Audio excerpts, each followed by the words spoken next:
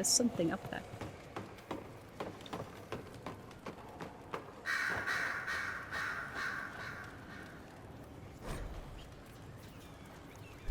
The rotunda and the fresco. Sister Liliana, as per your request, I have made a thorough examination of the fresco adorning the rotunda.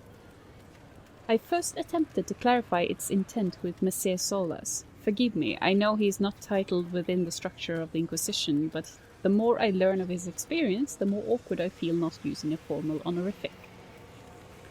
On the mural, all Messer would say is, Skyhold is her fortress, meaning, of course, the Inquisitor. These are her actions. He is, of course, correct. The subject of each addition is self-evident.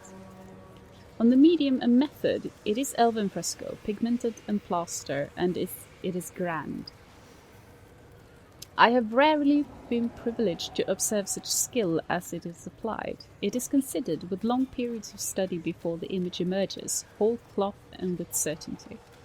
It speaks of how I imagine elves view the world and their measured nature of their staff. I should expect such competence from Messer given his probable years of study, but it's still an amazing work, demonstrating an art with few living practitioners, even among the Dalish. Archivist Bannon. Are you painting me, Solas? I guess you are. Interesting. Can I talk to you about it? Sleep well.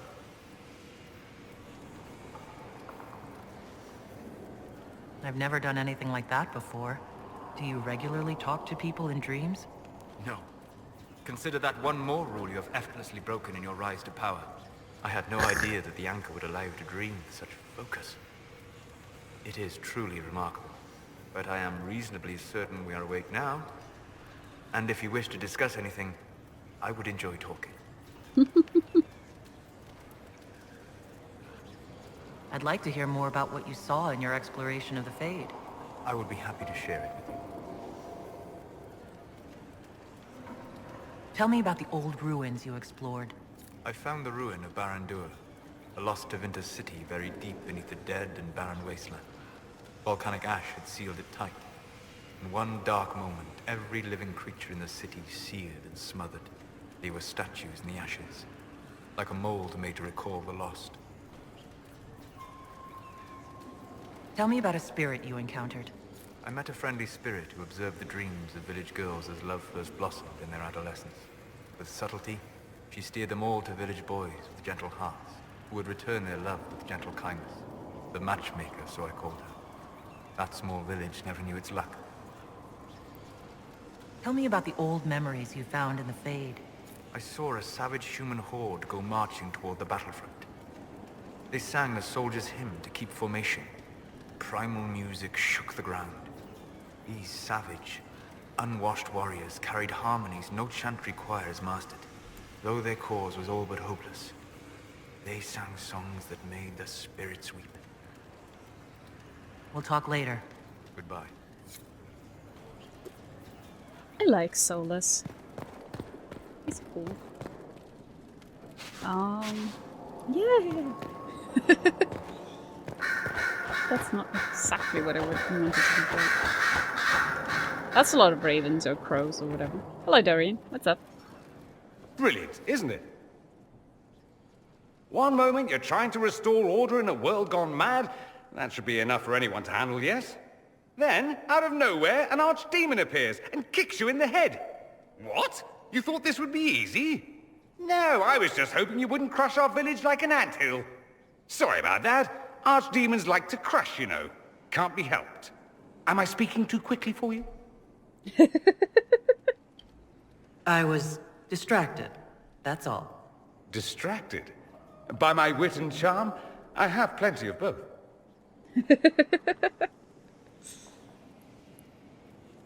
How interesting to find someone so aware of his strengths.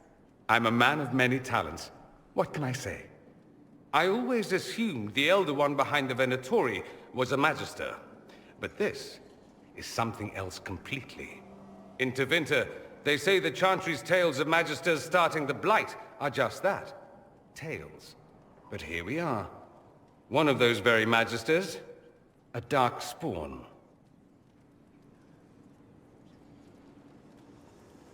Who does the Imperium say started the Blight? You know how it is. Not us. They say Darkspawn were always there. Magisters and the Blight aren't even related. Is that a surprise? No one wants to admit they shit the bed. But if Corypheus is one of the Magisters who entered the Black City and he's Darkspawn, what other explanation is there? Why does that make you angry? Because the Imperium is my home. I knew what I was taught couldn't be the whole truth, but I assumed there had to be a kernel of it, somewhere.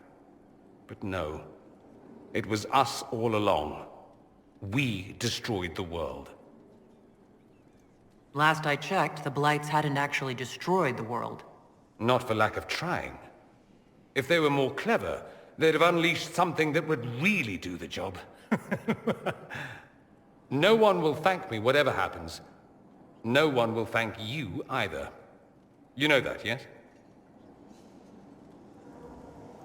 That's not why I'm doing this. I knew there was something clever about you. All I know is this. Corypheus needs to be stopped. Men like him ruined my homeland. I won't stand by and let him ruin the world.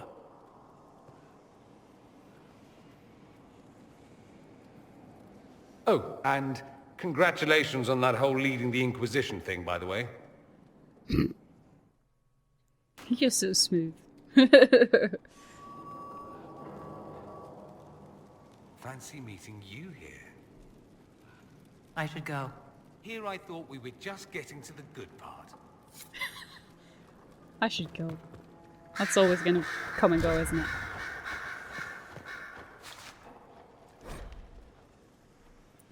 The Veil. I detest this notion that the Veil is some manner of invisible curtain that separates the world of the living from the world of the spirits.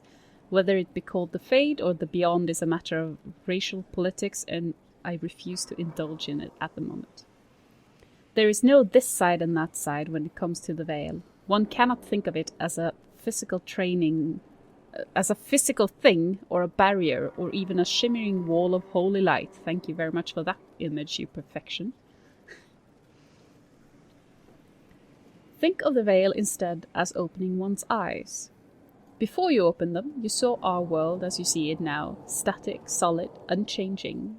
Now that they are open, you see our world as the spirits see it, chaotic, ever-changing, a realm where the imagined and the remembered have as much substance as that which is real. More, in fact. A spirit sees everything as defined by will and memory, and this is why they are so very lost when they cross the Veil. In our world, imagination has no substance.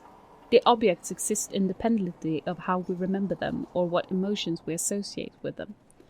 The mages alone possess the power to change the world with their minds, and perhaps this forms the nature of a demon's attraction to them. Who can say? Regardless, the act of passing through the Veil is much more than changing one's perception than a physical transition. The Veil is an idea. It is the act of transition itself, and it is only the fact that both living beings and spirits find the transition difficult that gives the Veil any credence as a physical barrier at all. From a dissertation on the Fade as a physical manifestation by Marino, senior enchanter of the Minrathos Circle of Magi, 655 steel. That's an interesting way to look at it, actually. Greetings, Inquisitor. That is your title now, yes? I should thank you. The way things ended in Redcliffe, you could have demanded anything you wished. Yet you chose to make us equal partners. I was not expecting that. Well,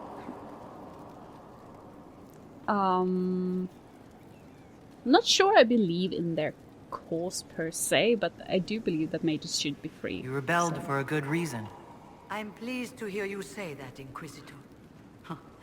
I've been a Grey Warden, Grand Enchanter, leader of a rebellion, and now I am none of those things.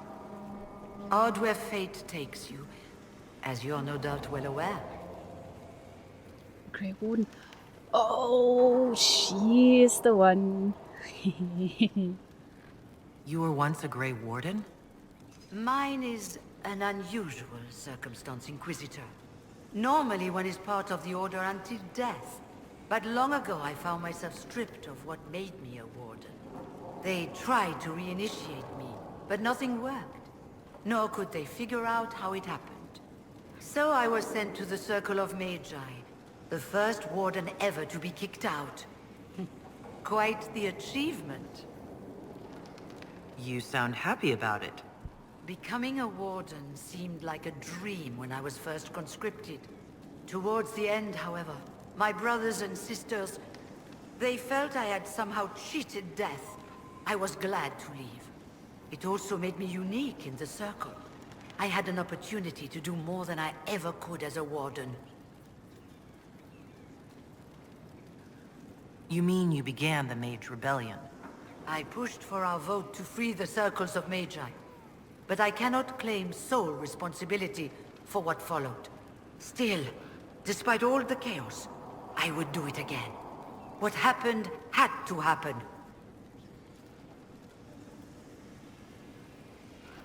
You're not still the Grand Enchanter, then? Any claim I had to the title ended along with the Circles of Magi, although some still call me by it. Perhaps the Circles will one day be resurrected. If so, another will take the position.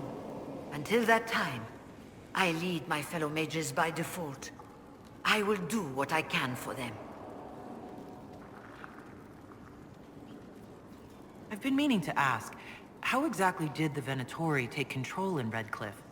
Mages constantly found their way to us while we were there. Stragglers, most of them strangers.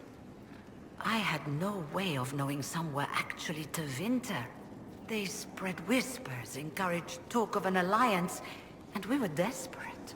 I'm not proud of our choice, but we were certain Templars were coming. It could have ended far worse. I'll leave you to it. Before you go, Inquisitor, a question. In Redcliffe, after we left, did you perhaps speak with King Alistair? Considering who you are? He wasn't in the mood to talk. It's just that I knew his father, Marek, back when I was a Warden. Yes. Yes, she is. You want me to smooth things over with him? Introduce you? No, it's too late for that. I only wanted to know if he was happy. His father had such hopes for him. Don't mind me, Inquisitor. The concerns of an old woman. Nothing more. So basically, if you read the book The Calling, you would know that she is actually Alistair's mother. So, there's that. I wasn't 100% sure if it was the same Fiona when I read The Masked Empire and that kind of thing. But she just confirmed it, so there's that. The Folly of General Not Sheraton. 4. And so it was that victory was absolute, and cheers were raised for General Not Sheraton. That was hard to say, actually. And so buoyed by the respect and admiration, Not Sheraton stood proud and removed the mask to state their true name. For had they not accepted her? Had they not thrived by her leadership? Had they not become comrades despite station and masks and nonsense of protocol? And the answer was swift and bewildering, for they had not. And swiftly she was bundled away amid calls of impostor and spy and other terms she could not know, for she still did not know Orlais. Ah, right. Orlais. Always problematic. Oh, that's not what I wanted to do. Greetings to you, Inquisitor. I am to serve as assistant to any research concerns. You'll find my skills are exceptional. I hope they prove useful. You are taking over the duties of Maeve? Yes. She said she was needed elsewhere and that I should serve the Inquisition to the best of my ability. What is she doing? I wasn't told. You were made tranquil. Yes, I am tranquil. It was necessary due to a willful nature that made wielding magic a dangerous endeavor. I remember that being a difficult time, but I cannot remember why. My skills are well used in my current position. How can you serve the Inquisition? I am to aid in the research of all creatures encountered in your efforts as leader of the Inquisition. What makes you particularly qualified? I remember being fond of animals. I don't remember why. What is your evaluation of how we're doing? Adequate, based on the partial improvements to Skyhold. As you were. Yes, Inquisitor. Where's Minnie? I want to know.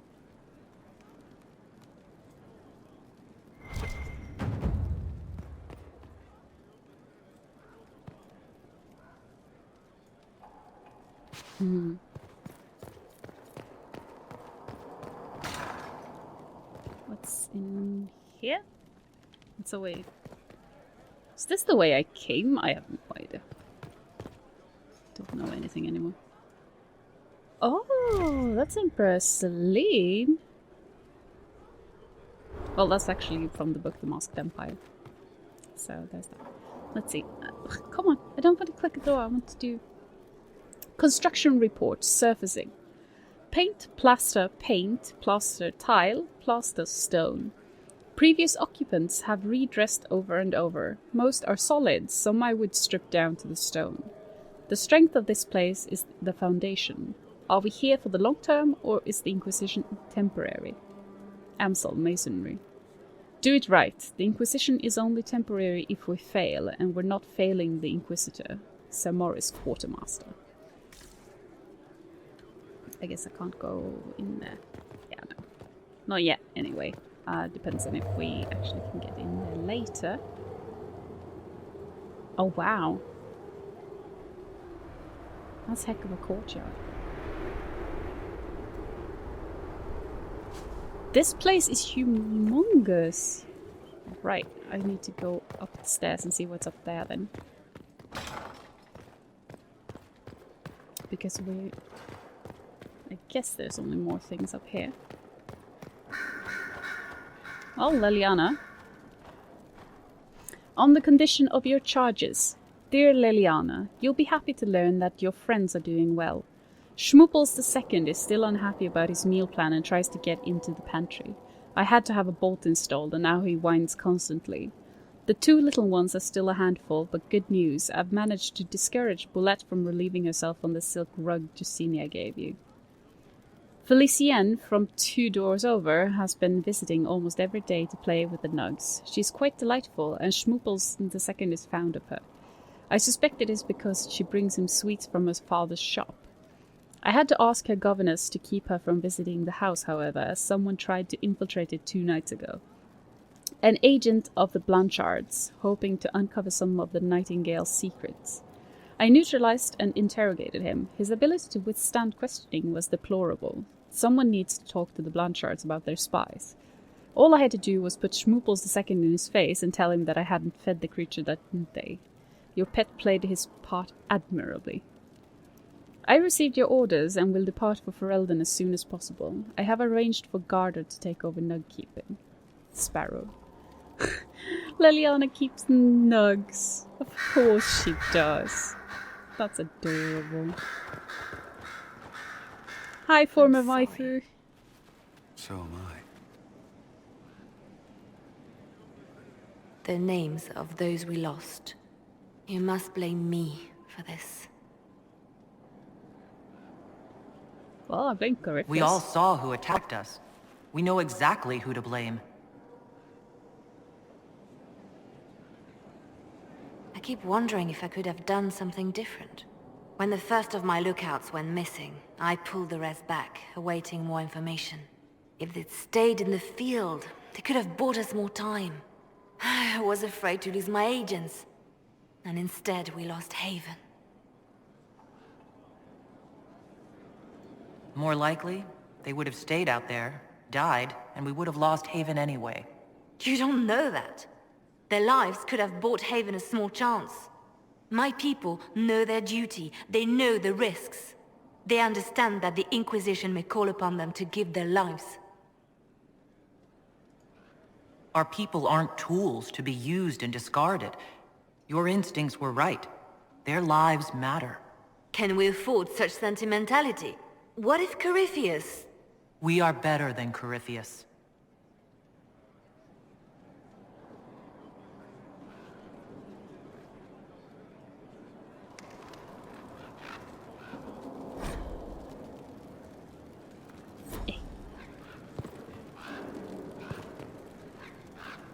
I'm listening. The Divine's death hit you hard. How have you been feeling? Oh, you are referring to my outburst in the Haven. I am much better now. Justinia was such a dear friend and there were so many things going wrong.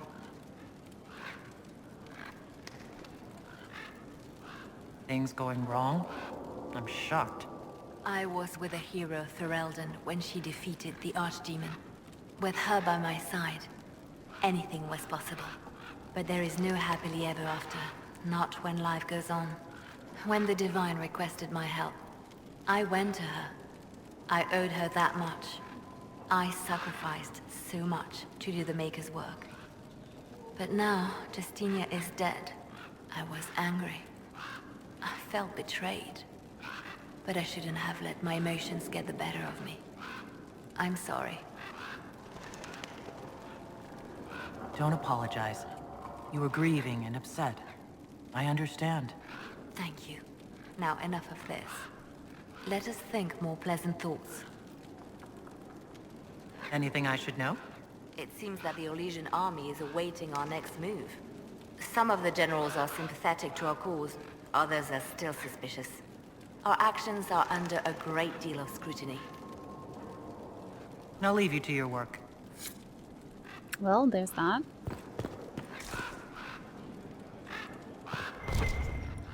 There was things over here. Yes, there was. Let's see. A fine time to close a border. The news is dire. There are rumors that our Warden brothers and sisters in Ferelden have all perished.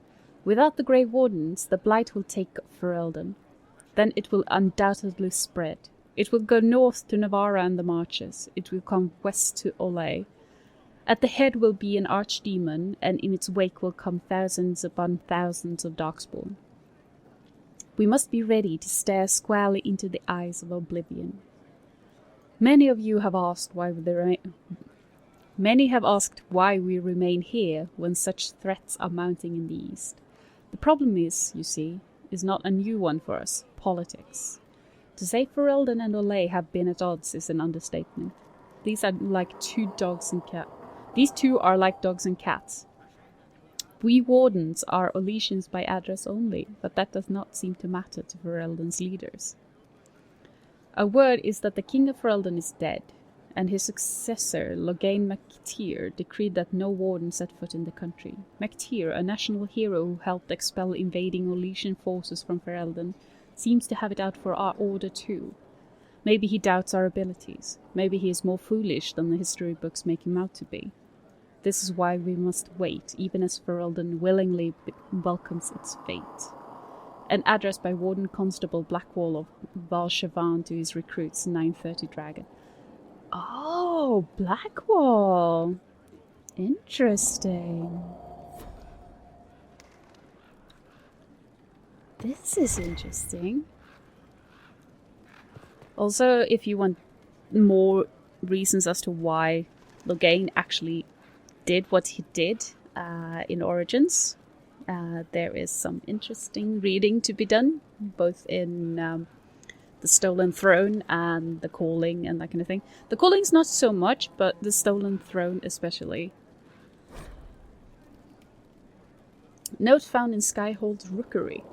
Sadler, Baron Plucky. I don't care how many missions he's flown or how many lives his actions have saved, he is a holy terror. Nearly pecked out my eye the last time I tried to attach a message to him. All the dramatic flapping and squawking caused the sister to come over. You should have seen her look when she snatched the letter from me. If I had weaker constitution, it might have killed me on the spot. I suppose she thought I was trying to murder her prized raven, and all she had to do was coo at him, and the Baron hopped onto her shoulder, all sweetness, and nestled into her neck. How does she do it? All the birds like her. Is it blood magic? It's blood magic, isn't it? Weaver. Liliana is very companionable, that's fine. Who else is here? Because we have Liliana and... Oh, that's Dorian beneath us. That's fine. Guess there's nothing up here, but I want to check it out.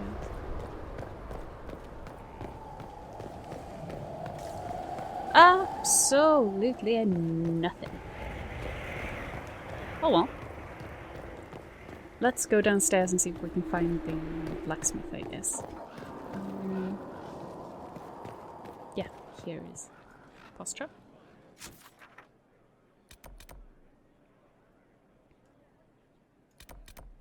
That's the war room. Cool. Let's fast travel downstairs. Ta-da!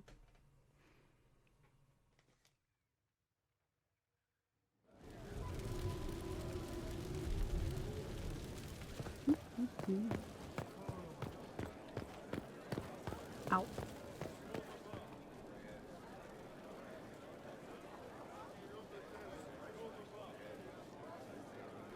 But I just...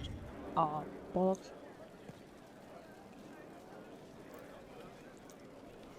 I'm just gonna... Not my chocolate.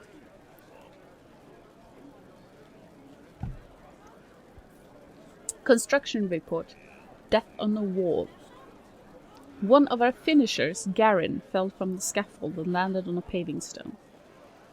He had breath for an hour, but his eyes were still. He died and the Chantry sister wrapped him. What should we do? Foreman Cherise. Have them commit his body to those we have lost since Haven. I will record his sacrifice for the Inquisition. Move his fellow workers to another site and allow time off with a pay if they request. Ensure that all workers do their jobs safely. We are in a war, not in a race. Rushing does no good if we harm ourselves. We're all the Inquisition. Lady Montelier. That's a good sentiment. Who are you, Hello. Garci? Honored Gutsy. Inquisitor. Gotzi Sturhold. Did my part on the walls. Now I'm on this strange collection you've brought us. Don't know its worth to the fight exactly, but it's good workmanship. Any ideas about the origins of these reliefs? Tevinter, early. It's in the tool marks, the grain. That's hard dust mined from the 100 Pillars, if I know anything. Oh, I suppose the scene is probably full of Tevinter robes, too. The 100 Pillars? Damnedest things. Massive spires that aren't stone. It's like a mortar. Don't know more than that.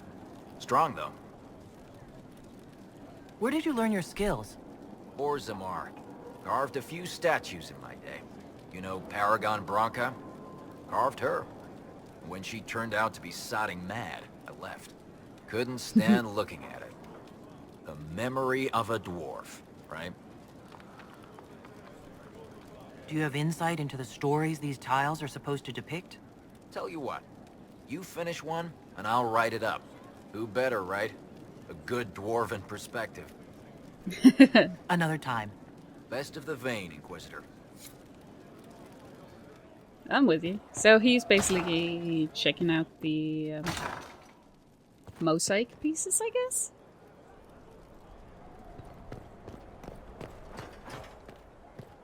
Listen. Thank you for Haven. Less so for Redcliffe, but I am committed to serve your worship. Okay. Oh well. Fertile ground, even here. This hold has everything. Do I have any seeds? I do not.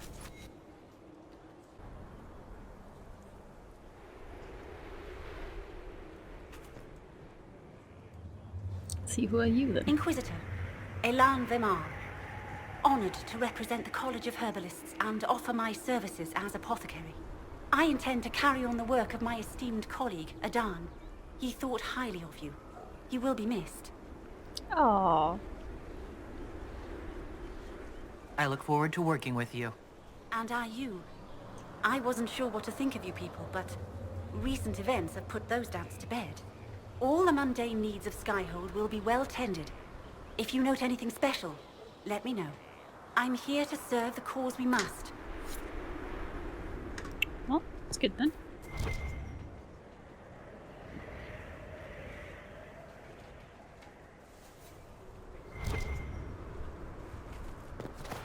Something here. Oh. Oh, it's probably set. Of course, that makes sense.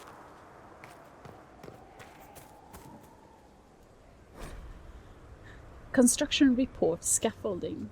Third fall in as many days. We need more sandbags. It's almost impossible to drive an anchor between these blocks. The place was built to last, but that makes it a fight to build it up. Berinald Roofer. Approved. The Inquisition needs its people on good legs. Well, yeah, makes sense.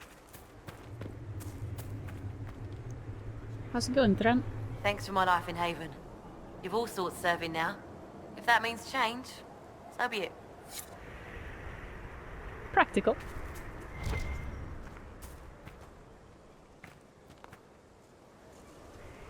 Ah, Inquisitor, you have finally come into your own. The Maker has put you on a difficult path. I pray you walk it safely. I remember our talk out there, before we found Skyhold. It wasn't just the Maker who put me on this path, was it? The Inquisitor could never have been Cassandra, or Leliana, or me for that matter. We are too political, too tied to the Chantry and all its failings. But I did not make you stand against Corypheus. I did not make you risk death to save the people of Haven. Only you could be the Inquisitor. I only pray the power of the Inquisition is enough. Wow. If the power of the Inquisition isn't enough, we're all in a great deal of trouble. It may seem overwhelming now, but you have already done more than most could have. The Maker has chosen you to deliver us from Corypheus. You have the faith and support of everyone here. Never forget that. Now, was there anything else? Well, it did fix the camera. Can you tell me anything about Corypheus? I know nothing of the man personally, but the Chant of Light speaks of what he claims to be. No matter their power, their triumphs, the mage lords of Tevinter were men and doomed to die. Then a voice whispered within their hearts, "Shall you surrender your power to time like the beasts of the fields? You are the lords of the earth. Go forth to claim the empty throne of heaven and be gods." That was one of the old gods speaking in their dreams? Yes. Dumat, as I understand it. In secret, they worked magic upon magic. All their power and all their vanity they turned against the veil, until at last it gave way. It sounds like what happened with the breach. Very similar, Inquisitor. Above them, a river of light. Before them, the throne of heaven waiting. Beneath their feet, the footprints of the Maker, and all around them echoed a vast silence. But when they took a single step toward the empty throne, a great voice cried out, shaking the very foundations of heaven and earth. Corypheus said he found only chaos and corruption. The Chant of Light says that it was beautiful until the Maker himself spoke. And so is the Golden City blackened with each step you take in my hall. Marvel at perfection, for it is fleeting. You have brought sin to heaven and doom upon all the world.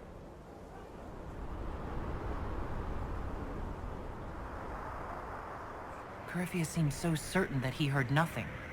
He described it as dead whispers. Bitterness, perhaps? He paid a high price for his crime. Violently were they cast down, for no mortal may walk bodily in the realm of dreams. bearing the mark of their crime. Walking bodily in the realm of dreams is exactly what Corypheus said he did. But the mark, could it be related to the mark I bear? I cannot say. Perhaps Andraste saw clearly and we misinterpreted her words. It was always taught that the mark they bore was the shape of Darkspawn. Bodies so maimed and distorted that none should see them and know them for men. That is all I know of your adversary, Inquisitor. Some of the Chant of Light describes what we've seen and what Corypheus said, but not all of it. The Chant of Light is the work of mankind. We of all people must accept that mankind is fallible. Listeners may have misheard one of Andraste's songs. Just one word sung incorrectly could change everything. And how many verses were stricken or changed for foolish political reasons, like the Canticle of Chartan. Still, I would trust these words over any spoken by Corypheus. I hope they help you. Interesting. Anyway, I think I'm going to call it here. So, as always, thank you very much for watching, and tune in to the next one.